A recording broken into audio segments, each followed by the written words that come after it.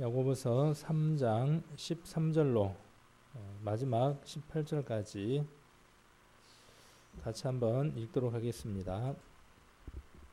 너희 중에 지혜와 총명이 있는 자가 누구뇨?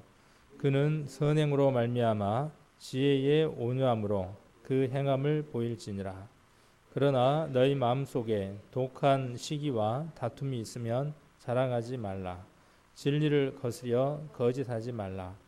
이러한 지혜는 위로부터 내려온 것이 아니요 세상적이요 정욕적이요 마귀적이니 시기와 다툼이 있는 곳에는 요란과 모든 악한 일이 있음이니라.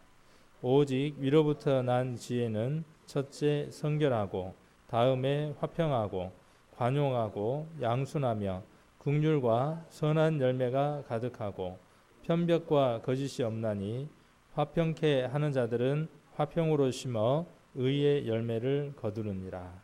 아멘. 같이 기도드리겠습니다. 영원한 불목 가운데에서 영원토록 슬피 울며 이를 갈아야 마땅한 인생들, 우리 하나님께서 우리를 긍휼한 마음과 또 자비한 심령으로 여겨주셔서 죄의 대가대로 심판받는 것을 기뻐하시지 아니하셔서 친히 인간의 모습으로 오셔서 십자가 위에서 죽기까지 복종하심으로 말미암아 우리에게 사랑을 드러내 주시고 그 사랑이 우리들 마음 가운데 믿어질 수 있도록 역사해 주셔서 이제 우리가 하나님을 내 남편이라고 또 내 신랑이라고 부를 수 있는 큰 은혜를 저희들에게 허락해 주셔서 날마다 주님하고의 사랑과 또 주님하고의 사귐 가운데에서 살아나갈 수 있도록 우리를 인쳐 주시고 또한 하나님의 자녀와 하나님의 귀한 신부로 삼아 주신 것, 이 시간 진정으로 감사를 돌려드립니다. 우리가 이렇게 때를 따라서 또 모이는 것은 이 시간을 통해서 우리 하나님의 마음과 또 우리가 하나님 앞에 어떠한 모습으로 사는 것이 우리 하나님이 기뻐하시는지를 배우고 또 확인하는 시간들을 갖기 위해 이러한 시간들을 하나님께서 허락해 주신 줄로 압니다. 이 시간을 통해서 우리가 더욱 하나님의 마음을 더 많이 담을 수 있도록 인도해 주시고 또 하나님을 더 많이 닮을 수 있도록 인도해 주셔서 우리 삶 안에 예전의 자아와 예전의 모습들이 사라져가고 주님의 모습과 또 주님의 발자국들이 우리들 삶들 가운데 나타나서 우리로 하여금 주변에 이뤄져 버린 자들에게 복음이 전하여지고 또 화평케 되는 일들이 우리를 통해서 이루어질 수 있도록 은혜 베풀어 주시기를 원합니다. 오늘도 야고보서를 통해서 또 하나님의 말씀을 배울 때에 주님께서 은혜 베풀어 주시고 또 귀한 것들로 우리들 심령 안에 깨닫게 해주시기를 원합니다. 부족한 자의 심령 안에 또 깨닫고 느꼈던 것들 우리 성도님들과 나눌 때에 우리 주님께서 성령으로 역사해 주셔서 더 많은 것으로 또 더 많은 깨우침으로 우리 성도님들 심령 안에 역사해 주셔서 더 많은 것 마음 가운데 담고 돌아가고 또 삶 가운데 승리할 수 있는 말씀들로 역사할 수 있도록 주님 지켜주시기를 원합니다. 한 시간 지켜주시기를 간절히 빌고 원하면서 우리를 죄악 가운데서 구원해 주신 고마우신 예수님 이름 받들어 기도드립니다. 아멘.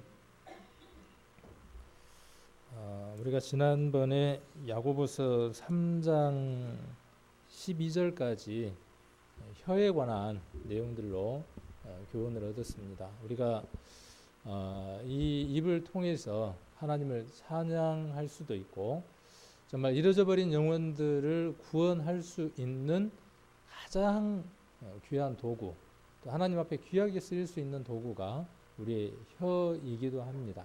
또 그런 반면에 사람을 정말 힘들게 하고 상처를 줄 수 있고 또 관계를 끊을 수 있는 그런 저주스러운 역할을 우리의 입이 하기도 합니다. 샘은 한 샘에서 단물과 쓴물을 낼 수 없지만 우리 입은 한 입에서 때로는 찬송을 하기도 하고 때로는 저주하기도 하는 모습들을 우리가 보게 됩니다.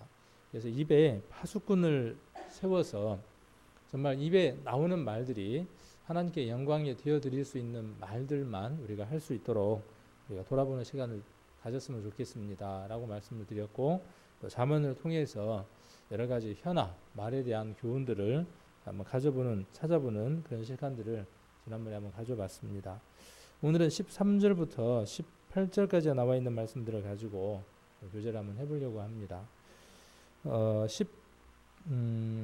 1절부터 쭉 나와 있는 내용들은 우리가 보는 성경은 예전에 아주 오래전에는 장과 절이 나누어져 있지를 않았습니다. 그러나 우리가 이제 공중 예배를 드리고 함께 말씀을 나눌 때에 찾기 쉽고 또 교제하기 쉽게끔 장과 절을 후대에 이렇게 나누어 놓았습니다. 그래서 장과 절이 나눠졌다고 해서 거기에서 단락이 끝나고 또 내용이 끊어지고 다른 내용으로 연결되기도 하지만 때로는 꼭 그렇게 나눠져 있지 않기도 합니다. 특히 오늘 보는 이 말씀도 3장과 3장 13절부터 시작해서 4장 1절까지 그 후의 내용들이 함께 이렇게 연관되어져 있는 걸 볼 수 있습니다. 그래서 성경을 보실 때에 이러한 것들을 잘 이해하고 보시면 좋겠다라는 생각이 듭니다. 그리고 항상 성경을 보면 이렇게 단락이 나눠져 있습니다. 제가 보는 성경도 보면 동그라미가 쳐져 있어요. 여러분들도 그렇게 되어져 있는지 모르겠습니다. 저도 거기에 이렇게 이제 준해서 성경 말씀들을 많이 보고 또 본문으로 삼고 하는 것 같습니다. 그래서 13절에 보면 이렇게 동그라미가 나눠져 있고 18절까지 해서 나눠져 있고 어떤 성경들은 거기에 제목까지도 이렇게 붙여져 있습니다. 그래서 가능하면 적혀져 있는 그 제목들을 그대로 참고를 하기보다는 직접 읽고 나는 여기에다가 어떤 제목을 붙일 수 있을까? 이렇게 한번 성경을 보시면 성경이 훨씬 더 정리가 되고 다음에 그 내용들 기억도 쉽게 기억들이 될 거라는 생각이 듭니다. 오늘 여기에다 제목을 붙인다면 어떻게 제목을 붙일 수 있겠습니까? 제가 보는 성경에는 참 지혜 이렇게 제목이 붙어 있습니다. 저는 제목을 두 종류의 지혜 이렇게 한번 붙여봤습니다. 그래서 한 종류의 지혜에 대해서 이야기를 하고 있고 또 다른 지혜에 대해서 이야기를 하고 있습니다. 그래서 한 지혜는 어떤 지혜입니까? 15절에 나와 있는 것처럼 어떤 지혜냐 하면 마귀적이고 세상적이고 정욕적인 위로부터 내려오지 아니한 지혜가 있습니다. 결론적으로 딱 끊어서 이야기한다면 사단으로부터 온 지혜, 사단의 것이라고 우리가 한번 생각을 해볼 수 있을 겁니다. 이 말씀은 우리가 구원받은 사람들에게 교훈으로 주신 것이고 구원받은 성도들에게 주신 말씀이므로 이것이 구원받지 않는 저 세상 사람들에게 이 말씀을 적용하는 것이 아니라 구원받은 우리들에게도 지금 우리들에게 이 말씀들이 적용되어져야 될 필요성들이 있다는 생각이 듭니다. 우리가 위로부터 오는 지혜, 두 종류의 지혜 가운데에 17절에 보시면 오직 위로부터 난 지혜가 있는데 이 지혜를 우리가 덧입지 않고서는 이 지혜를 힘입지 않고서는 우리는 어떤 지혜 가운데 살 수밖에 없느냐 하면 마귀적이고 세상적이고 정욕적인 그 지혜 가운데 살 수밖에 없습니다. 그래서 우리의 본성, 원래의 본성은 누구의 본성을 가졌느냐 하면 하나님의 형상대로 지음을 받았기 때문에 우리의 밑바닥 가운데 가장 밑에서 본성적으로 본능적으로 찾고자 하는 것은 무엇이냐면요, 하나님에 관한 것입니다. 영원한 세계에 관한 것을 인생들은 찾고 싶어 합니다. 마치 연어가 어디를 찾아가는 것과 같으냐 하면 자기 고향을 찾아가려고 하는 것과 같습니다. 너무나 미미하지만 그 맛을 찾아서 결국은 어디까지 가느냐 하면 자기가 태어나는 곳까지 찾아가는 것처럼 우리 인생도 그렇습니다. 아주 미미하지만 하나님을 찾고자 하는 그 마음들이 우리 안에 아주 강렬하게 있습니다. 그럼에도 불구하고 우리가 하나님을 찾지 못하고 만나지 못했던 이유들은 어디에 있느냐 하면 바로 위로부터 난 지혜가 아닌 세상으로부터 온 지혜, 마귀로부터 온 지혜, 이것 때문이라는 것이죠. 오늘 조금 하나 좀 단어를 해봐야 될 단어가 이 지혜라고 하는 단어와 지식이라는 단어, 이 두 개의 단어를 한번 구분해 볼 필요가 있을 것 같아요. 지식과 지혜는 같은 단어일까요? 다른 단어일까요? 비스무리하지만 다른 단어입니다. 이 두 개에 대해서 잘 구분해주고 있는 혹시 성경을 찾는다면 어디를 하나 찾을 수 있을까요? 이 지식과 지혜에 대해서 두 개가 절묘하게 조화되어져서 그 둘을 잘 구분할 수 있는 성경이 있다면, 물론 여러분들이 이런 것들을 이렇게 이야기하면서 한번 성경들을 찾아보시고 내가 지금까지 들었던 것들, 배웠던 것들을 정리를 해보면 훨씬 더 오랫동안 가겠죠. 저는 여기 이제 잡으시고 사도행전 17장을 한번 찾아보려고 합니다. 각각 이런 부분에 있어서 적용되어지고 찾는 말씀들은 좀 다를 수 있을 것이라는 생각이 듭니다. 자, 17장 11절 한번 보겠습니다. 17장 11절. 자, 베레아 사람은 데살로니가에 있는 사람보다 더 신사적이어서 간절한 마음으로 말씀을 받고 이것이 그러한가 하여 날마다 성경을 상고함으로 그 중에 믿는 사람이 많고 또 헬라의 귀부인과 남자가 적지 아니하나, 이렇게 말씀을 하고 있습니다. 이것과 지식과 지혜가 어떤 관계가 좀 있을까라고 또 궁금해하실 수도 있을 것 같아요. 지식이라고 하는 것은 무엇이냐면요, 우리 오감이나 여러 가지 작용들을 통해서 외부로부터 터득되어지고 외부로부터 들어오는 정보들이라고 한번 정의를 내려볼 수 있을 겁니다. 지식이라고 하는 것은. 그래서 눈이나 귀나 입이나 아니면 피부나 여러 가지 것들로 얻을 수 있는 정보들의 전체를 무엇이라고 하면 생각을 해볼 수 있느냐 하면 지식이라고 하면 생각을 해볼 수 있을 겁니다. 그러면 지혜는 무엇일까요? 지식은 많지만 지혜가 없는 사람도 있을 수 있습니다. 얼마 전에 판사가 고등법원의 판사인가 그런 것 같아요. 그 판사라는 사람이 자기 집 앞에 대져 있는 차가 불편하니까 그 차를 어떻게 했느냐 하면 뺑 돌아가면서 못을 가지고 쭉 긁고 돌아다녔어요. 그렇게 긁고 돌아다닌 게 어디에가 찍혔냐 하면 CCTV에가 쫙 찍혔어요. 그 사람은 지식이 없어서 그랬을까요? 그 어떤 사람보다도 지식에 있어서는 아주 많은 것을 가지고 있는 사람이죠. 근데 뭐는 없는 사람이에요? 지혜가 없는 사람이죠. 그러니까 알고 있는 그 지식과 그 사람의 정신력의 판단력이 별개의 문제라는 것이죠. 때로는 지혜는 또 무엇이라고 하면 생각을 해볼 수도 있느냐 하면 삶 가운데서 터득되어진 어떠한 것들, 그 사람만 알고 있는 특별한 것들도 이렇게 한번 생각을 해볼 수도 있습니다. 그래서 우리 할머니들은 옛날에 초등학교도 다니지 못했지만 무엇이 있느냐 하면 지혜가 있죠.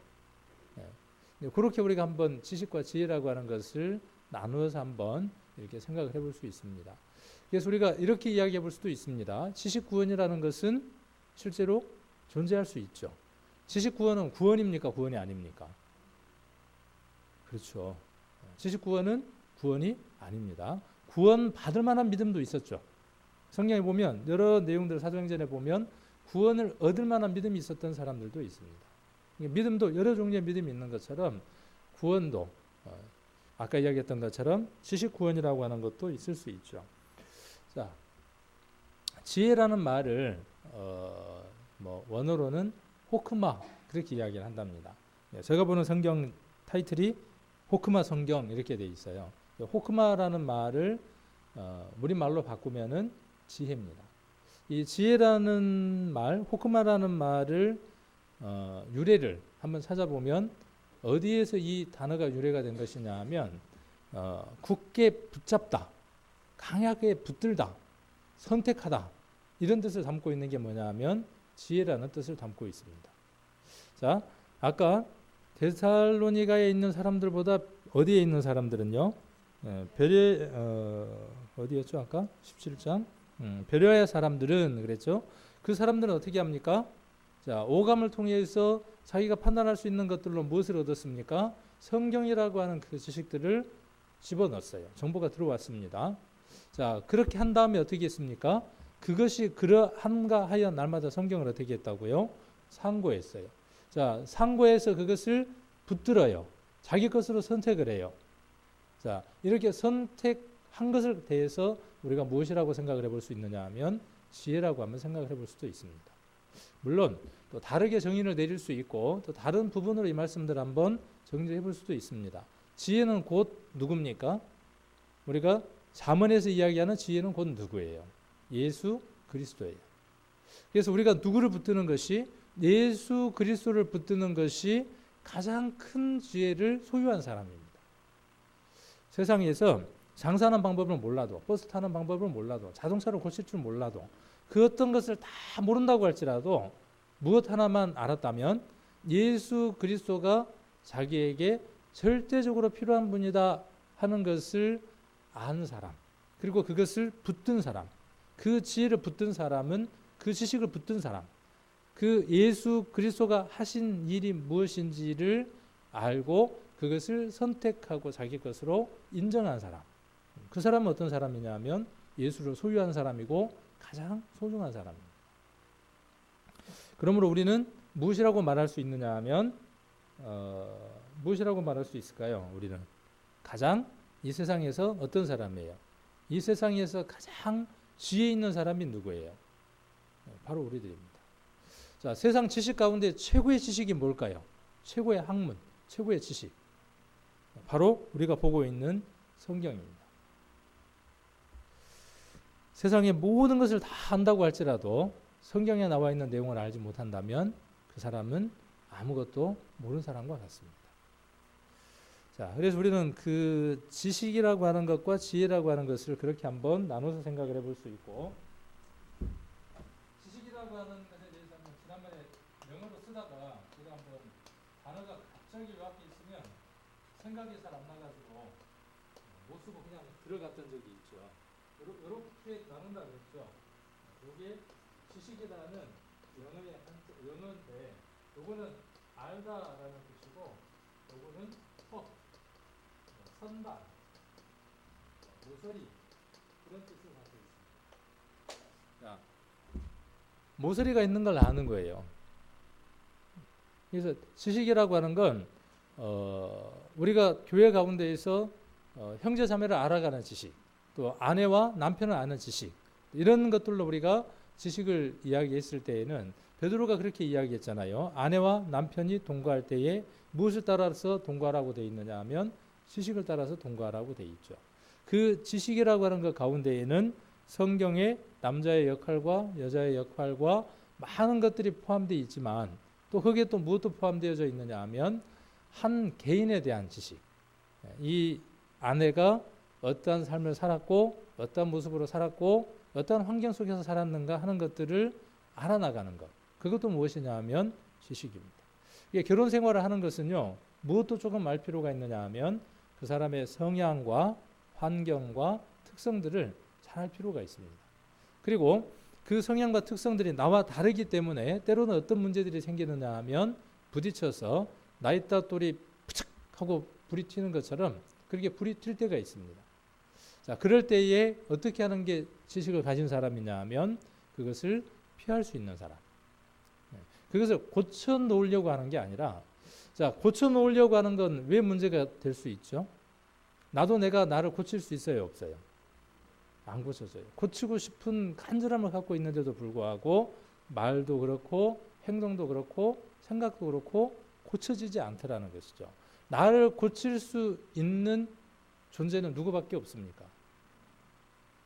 하나님밖에 없습니다. 자동차를 만든 사람, 자동차를 설계한 사람은 이 자동차가 심각한 문제를 갖고 있고 복잡한 문제의 고장을 갖고 있을 때에 그 누구보다도 잘 고칠 수 있습니다. 우리 인생을 만들고 설계하신 분이 누구냐 하면 하나님입니다.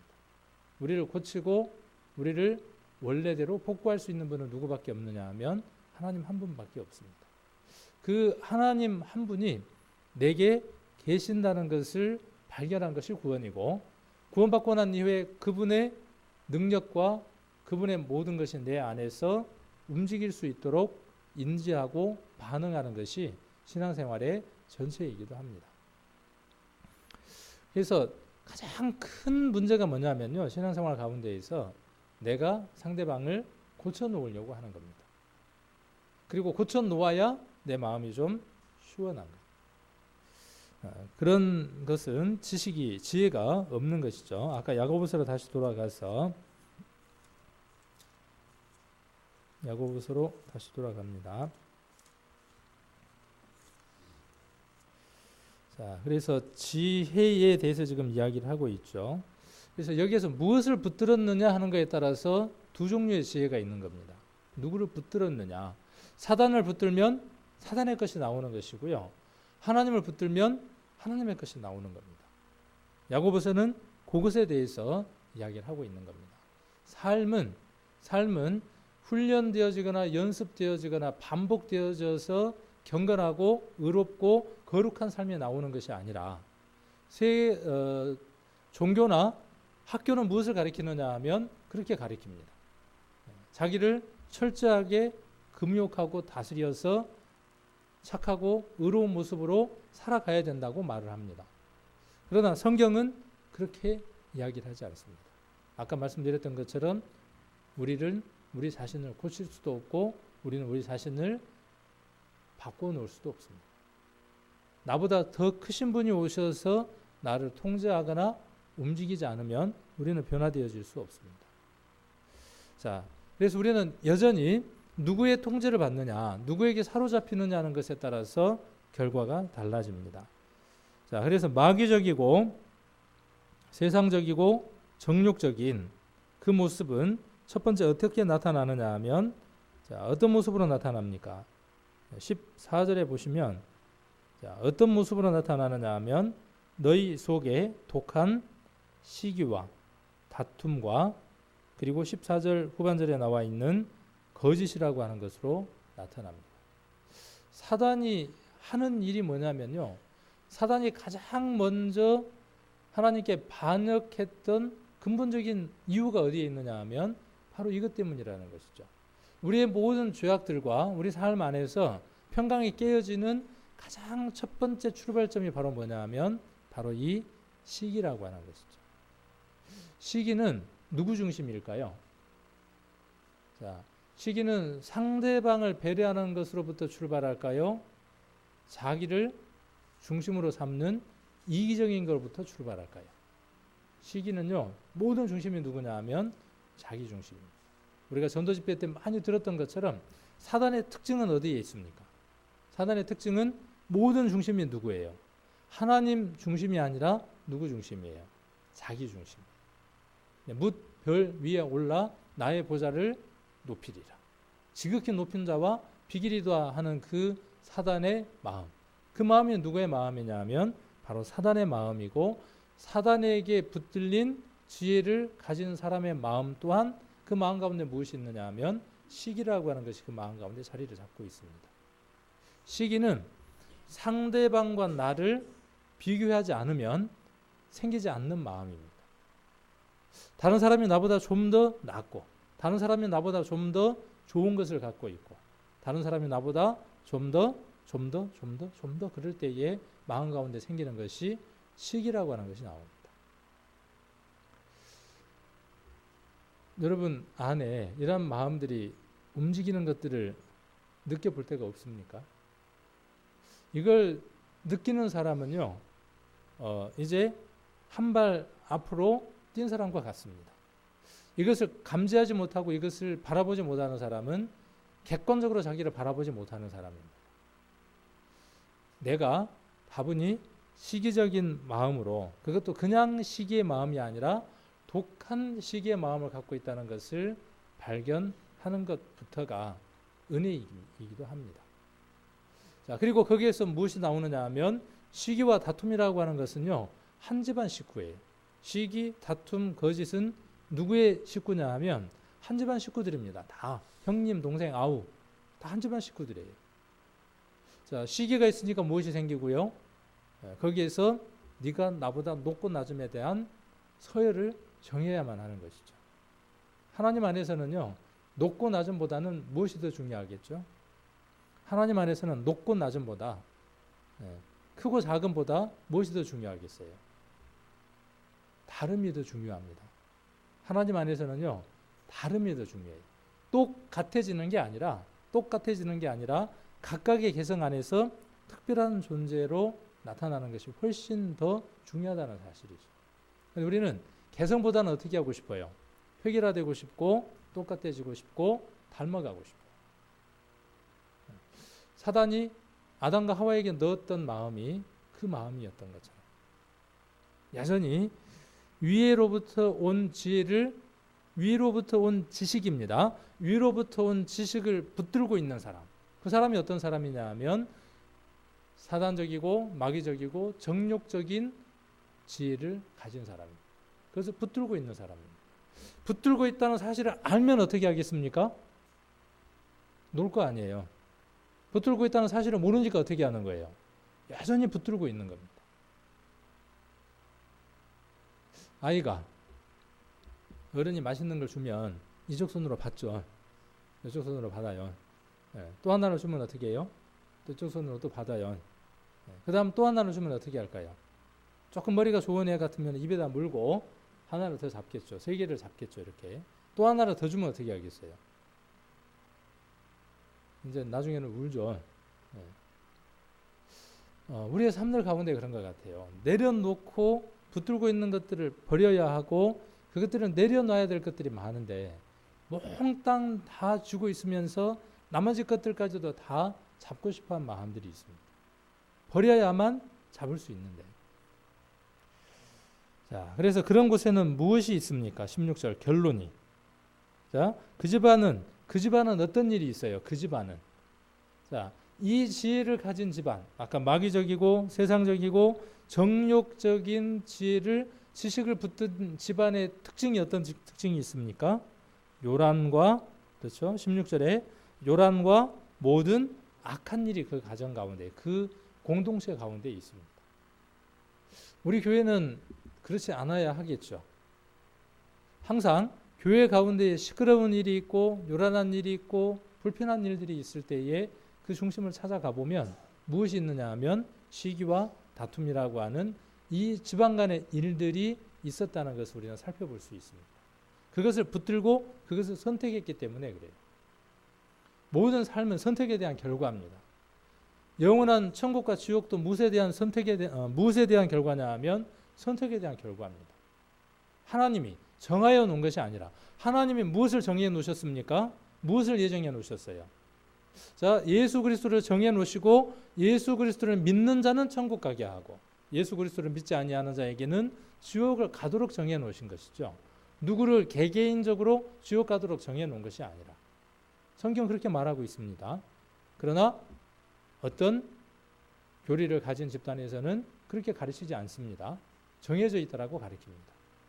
성경은 그렇게 말하지 않습니다. 자, 그러나 반면에 17절 한번 보겠습니다. 17절을 보면 자, 위로부터 난 지혜는 그랬어요. 이거는 이렇게 한번 설명을 해볼 수도 있을 겁니다. 예수님이 늘 말씀하셨던 것처럼 뭘 보아서 무엇을 안다 그랬죠? 나무를 보면 열매를 아나요? 열매를 보면 나무를 아나요? 이제 뭐 잘 아는 사람은 나무에 대해서 전문가이들은 나무만 딱 봐도 열매를 알 수 있는데 우리는 열매를 보면 뭘 알 수 있느냐 하면 나무를 알 수 있어요. 예수님 늘 그렇게 말씀하셨죠. 그래서 무화과에서 엉겅퀴를, 포도에서 무엇을 딸 수 없다고 말씀하셨죠.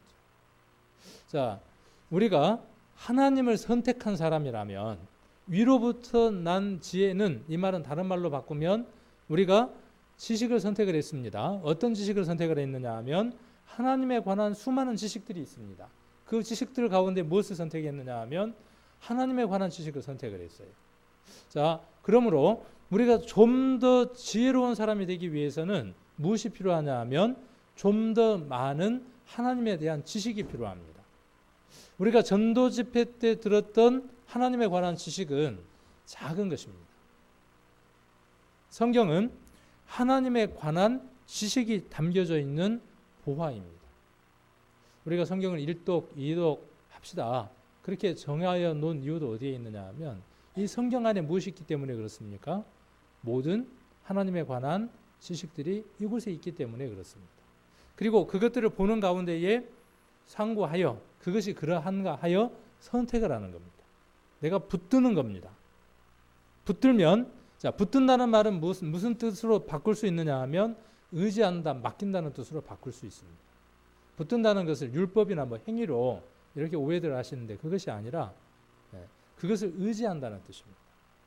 자동차가 있어야 그 자동차에게 나를 맡겨서 필요한 목적지까지 갈 수 있는 것처럼 그 지식은 우리가 붙들므로 해서 지혜라고 하는 것으로 바뀌어서 우리 삶 가운데에 결과물을 만들어냅니다.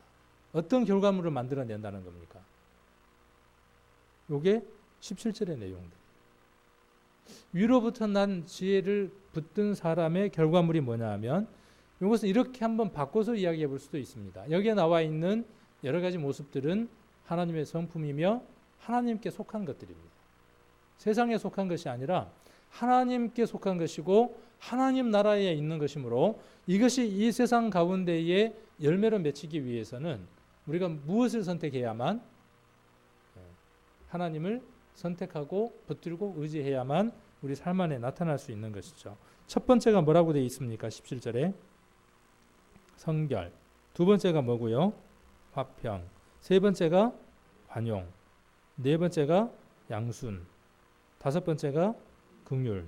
이걸 일곱 번째로 쓸 수도 있겠네요. 선한 열매 일곱 번째. 그 다음에 여덟 번째 편벽. 편벽과 거짓이 없습니다. 요 단어들이 좀 어렵죠. 그래서 우리가 성경을 볼 때에는요, 이렇게 사전들도 한번 찾아가면서 볼 필요도 있습니다. 처음 일독 이독을 하실 분들은 단어에 너무 매이지 마시고 전체를 우리가 훑어가듯이 읽는 것이 필요하고, 성경을 이제 여러 번 보신 분들은 어느 정도 전체 대지나 이런 것들이 이해되신 분들은 사전을 놓고 볼 필요가 있습니다. 그래야 좀 더 이야기하고자 하는 목적들을 더 깊이 이해를 할 수 있겠죠. 성결이라는 말과 다른 말로 바꿀 수 있는 단어가 하나 있을까요? 성결. 성결이라는 말하고 바꿀 수 있는 단어는 거룩함이라는 말로 바꿀 수 있습니다. 거룩이라는 말과 성결은 같은 것으로 한번 바꿔볼 수 있습니다. 천박하고 속된 것이 없이 거룩하고 깨끗하다. 이게 사전적인 의미입니다. 네. 자, 우리가 거룩하고 성결할 수 있습니까? 없어요. 우리에게는 이것이 없습니다. 우리에게는 이것이 없어요. 우리에게 없는 이것이 나오기 위해서는 우리 안에 이것이 한번 와야 될 필요가 있죠. 와 있어야 하죠. 오징어가 위협을 느끼면 무엇을 발사하고 도망갑니까? 먹물을 쫙 싸고 제트기처럼 살기 위해서 도망갑니다. 오징어 안에 무엇이 들어있기 때문에 그래요? 먹물이 들어있어서 제트 추진할 수 있는 거예요. 우리 안에 무엇이 들어있어야만요. 이 힘이 들어와 있어야 무엇을 할 수 있는 거죠? 먹물을 쏠 수 있는 것처럼 우리 안에 이것이 한번 온 적이 있어야죠. 그리고 이것이 내 안에 필요할 때에 능력으로 나타날 수 있도록 가득 차 있다가 건드리면 어떻게 해야 돼요? 촥 뿜고 나갈 수 있어야 하겠죠. 그래서 모이는 것이고, 그래서 만나는 것이고, 그래서 교제하는 것이고, 그래서 매일 우리는 배우는 것입니다. 그래서 성결, 그 다음에 화평. 자, 화평이라는 것에 대해서 18절에 이렇게 이야기했죠. 화평케 하는 자들은 화평으로 심어 의의 열매를 거둔다 그랬어요. 어떻게 하면 화평이 이루어질 수 있을까요? 자, 원래는 화평했어요, 집안이. 예수님이 그러셨죠. 한 예를 들어서 그렇게 말씀하셨죠. 집안이 평온하고 화평했어요. 어느 날 집안에 뭔 문제가 생겼어요? 전쟁이 터졌어요. 3차 대전과 같은 전쟁이 터졌습니다. 언제 전쟁이 터지던가요? 그 중에 한 사람이 예수를 믿게 되면 그 집안에 전쟁이 터집니다. 자, 이제 화평이 오려면 어떻게 할 수밖에 없습니까? 방법은 두 가지 방법밖에 없습니다.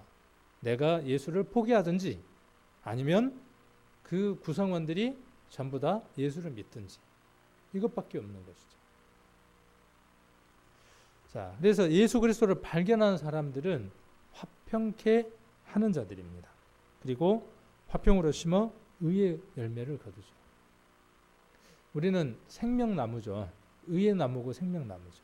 그래서 걸음을 주고 영양분을 주고 시간이 지나면 우리에게서 뭐가 맺히느냐 하면 화평이라는 열매도 맺히고 또 어떤 열매도 맺히고요. 의라는 열매도 맺히고 또 생명이라고 하는 열매도 맺힙니다. 3년이 지나고 4년이 지나고 5년이 지났는데도 열매가 안 맺히면 예수님이 비유로 말씀하신 것처럼 어떻게 하신다고요? 저거 찍어서 불에 던져버릴까요? 그런 말씀들도 우리가 한번 교훈으로 얻어볼 수 있겠죠. 시간이 지나도 열매를 안 맺히면 원인은 하나죠. 두 가지일까요? 원인이? 그럴 수도 있습니다. 병들었을 수도 있고 종자 자체가 잘못된 것일 수도 있고, 그 모소 나무처럼 뿌리를 너무 깊이 내리느라고 위로 못 자란 것일 수도 있습니다. 그리고 어느 날 확 자라는 사람도 발견할 수 있습니다. 어떻게 됐든지 간에 열매를 볼 수 있게 됩니다. 자, 화평, 그 다음에 관용. 관용은 뭐죠? 요게 하나님의 성품이에요. 우리에게 있는 성품이 아니고 하나님의 성품들입니다. 이것이 구원을 받았다는 말은 뭐냐 하면, 구원을 받았다는 말은 뭐냐면 이 성품이 내게도 있느냐 그 말이에요. 내게 와 있느냐 그 말이에요. 덜어는 이런 마음들이 우리에게서 나오는 것들을 보죠. 내가 도저히 관용할 수 없고 내가 도저히 용납할 수 없고 용서할 수 없는 일들이 내가 예수를 믿음으로 말미암아 용납되고 용서되는 일들이 이루어지죠.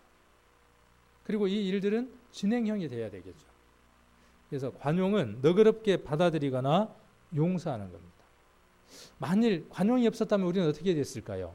널리 오랫동안 기다리고 용서하는 그 마음이 없었다. 하루가 천년 같고 천년이 하루같이 우리를 기다리시는 그 하나님의 관용과 용서가 없었다면 우리는 어떻게 됐을까요?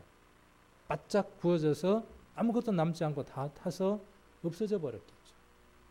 그 관용이 있었기에 우리에게 이 영원한 생명이 허락되어져 있습니다. 우리 예수님이 말씀하셨던 그 비유처럼, 달란트 비유처럼 우리는 얼마의 용서를 받았습니까? 그런데 오늘 내게 빚진 자에게 우리는 관용을 베풀고 있고 용서를 베풀고 있는지, 아니면 도저히 용납이 안 되어져서 따져 묻고 계산만 해야 하는 그런 좁고 좁은 마음을 내 마음에 갖고 있는지. 교회 가운데 보면요, 이런 환경 가운데 너무나 많이 놓여져 있는 것 같아요. 그리고 그것들을 잘 인지하지 못하고 그냥 넘어가 버릴 때들이 너무나 많습니다. 좀 발견하고 그때에 조금 더 생각해보고 기도함으로 그것을 승리할 수 있는 환경들로 바꿀 수 있음에도 불구하고 무엇을 붙들어서요? 사단의 지식, 시기와 다툼과 거짓이라고 하는 것을 붙들어서 요란하게 만들고 이간하고 전쟁터처럼 만들어버리는 그 도구로 누가 쓰여지느냐 하면 바로 내가 쓰여지더라는 거죠. 이 몸은 도구입니다. 누구에게 붙들리면 누구의 도구가 되느냐 하면 하나님께 붙들리면 하나님께 쓰이는 귀한 병기가 됩니다. 사단에게 드려지는 게 아니라 사단에게 붙들리면 어떻게 돼요? 사단의 것이 되어서 베드로가 그랬던 것처럼 사단아, 너는 나를 넘어지게 하는 자로다라는 책망을 듣게 되겠죠. 자, 그리고 뭐가 있습니까? 양순. 이 양순이라는 말이 무슨 뜻일까요? 어질 양자에 순할 순자를 썼더라고요. 한문으로는 양순이라는 말의 의미가 그런 평범한 의미를 갖고 있는데, 좀 더 다른 의미들도 그 양순이라는 다른 의미가 아니라 좀 더 깊은 의미들이 양순이라는 것 안에 들어 있습니다. 양순이라는 말 안에 영어로 ready to obey, 그 말이 뭔 말이냐 하면 복종할 준비가 됐다 라는 말의 뜻이 뭐냐 하면 양순입니다. 그러니까 우리는 한자의 뜻에서 그냥 양순 그러면 뭐냐 하면 그냥 한 마리 양처럼, 순한 양처럼 그렇게 순하고 어지러운 그런 순수한 것을 우리가 단어적인 의미에서 생각하지만 그 뜻에, 원래 그 뜻에서의 의미는 뭐냐 하면 순종할 준비가 됐다, 그런 뜻입니다. 이 양순의 가장 대표적인 표본, 모범이 누굽니까? 바로 예수님이죠. 예수님 안에는 하나님을 담은 마음이 있었죠. 하나님께서 우리에게 원하시는 것이 무엇이냐 하면 예수님과 같이 예수님 안에 하나님의 영이 계셔서 하나님의 능력이 나타났던 것처럼 우리에게도 동일하게 그러한 삶을 살기를 원하시는 거죠. 그래서 우리에게 무엇을 원하시느냐 하면 양순을 원합니다. 순종과 복종을 우리에게 원합니다. 순종은 뭐예요? 순종은 말 그대로 기쁜 마음으로 즐거운 마음으로 기꺼이 마음 가운데에서 엎드리는 것이 뭐냐면 순종입니다. 복종은 뭐예요? 복종은 강제적인 것이죠. 말 그대로. 그래서 우리에게는 무엇이 필요하냐 하면 순종도 필요하고 복종도 필요합니다. 마음 가운데에서 거부하고 거절하려고 하는 그 마음이 들 때에 그때 또한 무엇이 필요하다고요? 엎드리는 것이 필요하다. 복종도 함께 필요합니다. 아침에 일어나서 기도하는 것, 말씀 보는 것 기꺼이 되던가요? 교회 이렇게 나오는 것 기꺼이 될 때도 있지만 그렇지 않을 때도 있죠. 그럴 때 무엇이 필요하겠어요? 복종도 함께 필요한 거죠. 양순이라는 말은요, 그 말이 함께 포함되어 있는 겁니다. 내가 원치 않지만 나는 하기 싫지만 내가 꼭 해야 하는 일입니까? 라고 말하고 싶지만 그 생각과 뜻을 접는 것. 그것이 뭐냐 하면 양순입니다. 자, 그리고 긍휼이라는 말은 가엾게 여겨서 돕는다 그런 뜻입니다. 긍휼. 긍휼이라는 말과 비슷한 말은 어떤 뜻이 있을까요? 긍휼이라는 말과 비슷한 뜻은 자비라는 뜻을 갖고 있습니다. 자비. 그 다음에 편벽. 편벽은 무슨 뜻이에요? 편벽은 무슨 뜻이냐면 한쪽으로 기우는 겁니다. 마음이나 생각이 공정하지 못하고 한쪽으로 치우는 겁니다. 치우치는 겁니다. 우리도 교회 가운데서 그럴 때들이 많죠. 어떤 일들이 있거나 일들이 진행될 때에 하나님께서 무엇을 원하시는가 보다는 내 마음 쪽으로 치우쳐서 내가 원하는 쪽으로 일들을 진행할 때도 있습니다. 예수 그리스도의 마음을 담은 사람, 하나님의 마음을 담은 사람은 편벽되거나 거짓이 없는 사람입니다. 그러한 환경 가운데 놓일 수 있지만 오늘 야고보서는 무엇을 말하느냐 하면 붙들 수 있다는 거예요. 붙든다는 것은 뭐냐 하면 선택할 수 있다는 거예요. 그래서 지혜라는 말은 지혜라는 말 뜻 안에는 아까 붙든다는 말 뜻도 함께 포함되어 있지만 지혜라는 말 안에는 분별하다는 것이 함께 포함되어 있습니다. 우리의 신앙생활은요, 분별하고 선택하는 것의 지속입니다. 구원받는 그날부터 시작해서 주님 오실 때까지 선택하는 겁니다. 이것이 옳은지 그른지 분별하는 겁니다.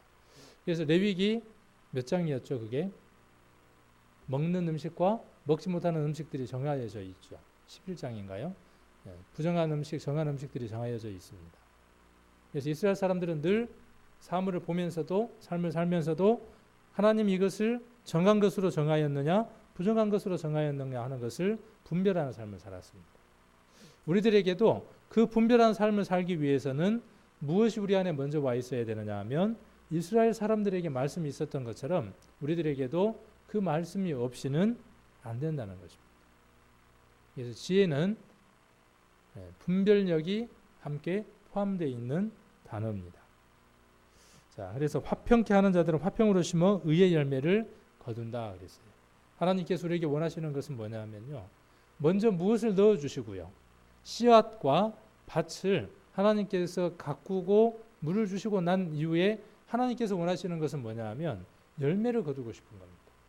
우리의 삶들 가운데에서 의의 열매, 생명의 열매, 구원받는 역사를 우리를 통해서 하나님을 맛보고 싶어 합니다.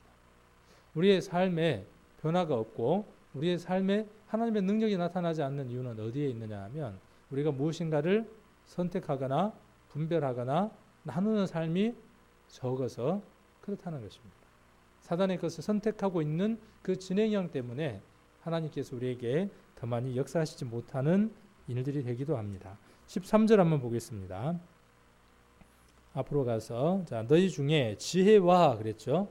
그래서 우리에게 무엇이 있어야 하느냐 하면 바른 지식이 있어야 하고요. 그리고 많은 지식이 있어야 합니다. 많은 지식은요, 결코 교만하게 만들지 않습니다. 사단의 지식이 성도를 교만하게 만들지, 하나님께로부터 온 많은 지식은요, 오히려 겸손하게 하고 섬기게 합니다. 그래서 아까 뒤에 나왔던 17절에 나왔던 많은 지혜가 우리에게 필요합니다. 성결과 그 다음에 화평과 관용과 양순과 긍휼과 선한 열매, 편벽과 거짓이 없는 이것, 그리고 화평으로 심는 이것, 이것이 우리에게 반드시 필요하죠. 지혜가 필요하고, 그 다음 또 무엇이 필요합니까? 너희 중에 지혜와 총명이 있는 자가 누구뇨? 그랬죠. 그럴 때에 뭐라고 대답해야 되겠습니까? 지혜와 총명이 있는 자가 누구뇨? 이렇게 이야기할 때 부족하지만 제가 그런 사람입니다라고 하나님 앞에 나아갈 수 있는 사람이 되어야 하겠죠. 다 채워져서 예라고 대답하는 것이 아니라 이미 내 안에 그 힘들이 들어와 있으니까. 총명이라는 단어를 쉬운 단어로 한번 바꿔보면 뭘로 한번 바꿔볼 수 있을까요? 총명하다, 똑똑하다, 뭐 이런 말로 좀 바꿀 수 있을까요? 총명. 영어 성경을 보니까 뭐라고 되어 있냐 하면 understanding 이렇게 되어 있더라고요. 그러니까 이해라고 되어 있는데, 이 영어도 상당히 재밌습니다.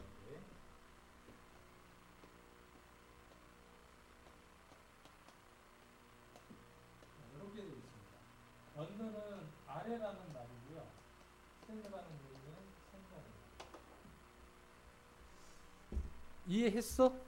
그럴 때 내가 이해했어. 그렇게 영어로 화답할 때에 쓰는 단어가 뭐냐 하면 understand. 나 이해했어. 그럴 때에 저 단어를 씁니다. 그 말은 뭐냐 하면 그 아래에 서는 겁니다. 자, 성경을 이해했어? 오늘 말씀을 이해했어? 내가 상대방을 이해해? 내 아내를 이해해? 주변에 있는 일들에 대해서 내가 이해를 해? 그럴 때 이해라고 대답하는 그 말의 뜻은 어떤 뜻을 담고 있냐 하면 그 아래에 서는 겁니다. 하나님은 예수 그리스도라는 모습으로 이 세상 가운데에 우리보다 더 천한 모습으로 서셨습니다. 그것이 이해라고 하는 단어의 온전한 뜻입니다. 이해했다는 말의 의미는 뭐냐면요, 내가 그 사람보다 더 낮아지는 것입니다. 내가 내 아내를 이해를 해. 용납이라는 말과 관용이라는 말과 같은 의미로서 이것을 한번 생각을 해볼 수 있겠죠. 자, 이해와 총명이 있는 자가 누구냐 그랬어요. 교회 가운데에서 하나님께서 이러한 사람들을 찾습니다. 지혜 있는 사람.